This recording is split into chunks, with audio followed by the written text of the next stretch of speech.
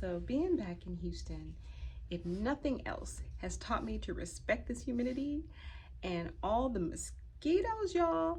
So I decided I was going to improve on a recipe that I had made for my sister some years ago and give it to her and some friends. You know, it's safe for pregnant women, it's safe for nursing women, it's safe for children and people with sensitive. Come on. And you bald-headed guys, oh man, y'all suffer so bad if you don't have a cap on. So come on, let me show y'all how to make this mosquito bug spray for your skin, and so y'all won't get bit up like I did. Okay. Now, because I'm going to be giving this bug spray away to friends and family, I decided just to pull out my little miscellaneous box and grab all these little bottles that I've been collecting over the years and I'm no longer going to be using for my business. I mentioned in the opening, if you head over to cdc.gov and explore the topic of preventing mosquito bites, about mid-page, you can read where the CDC discusses the recommended active ingredients. The one that we'll be using is OLE, or oil of lemon eucalyptus. It is plant-derived and it is safe for mothers who are nursing and pregnant women. Let's get started. I'll leave the recipe for this bug spray in the description. You'll need a few ingredients. Most are very easy to acquire. Well, I'm going to start with some purified water. You'll also need some witch hazel, the oil of lemon eucalyptus, or commonly known as just lemon eucalyptus essential oil, some tea tree oil, lavender oil, and some vegetable-derived glycerin. Although it's not necessary, I am going to pre-emulsify my essential oils into Polysorbate 80, and the reason that I do that is so that my mixture won't separate. If you don't have Polysorbate 80, you just have to shake the bottle before you spray it. Since I'm going to be filling up so many bottles, I am making a larger batch, and I'll leave the large batch recipe in the description as well. If you have Polysorbate 80, you'll want to use the equal amount of Polysorbate 80 to your oils. So for this batch, I'm using 3 ounces of the Polysorbate 80 and 3 ounces combined of my essential oils.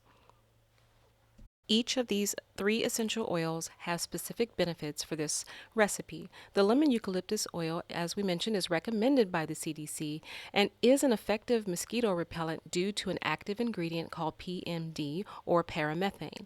The lavender essential oil is calming and it has the ability to repel mosquitoes as well. And then tea tree oil is an antiseptic and an antimicrobial. As I was recording this video, check out what was playing in the news in the background.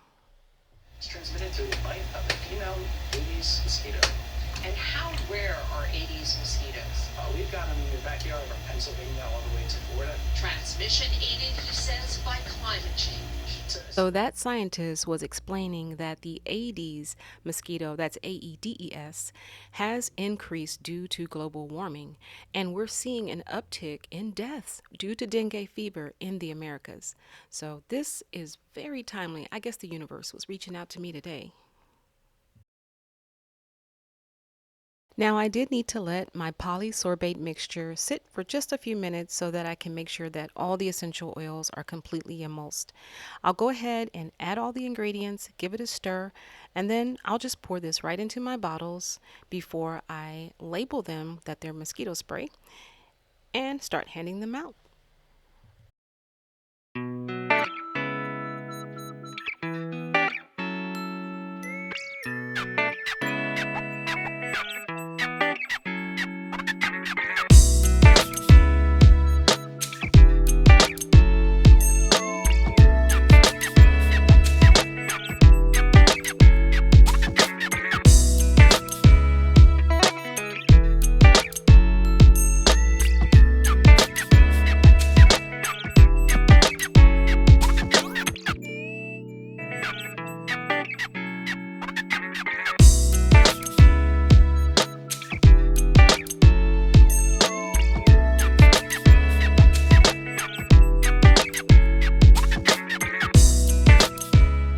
So now that that's all done and I've got my spray, I have these cute little ones from the little bottles that I have.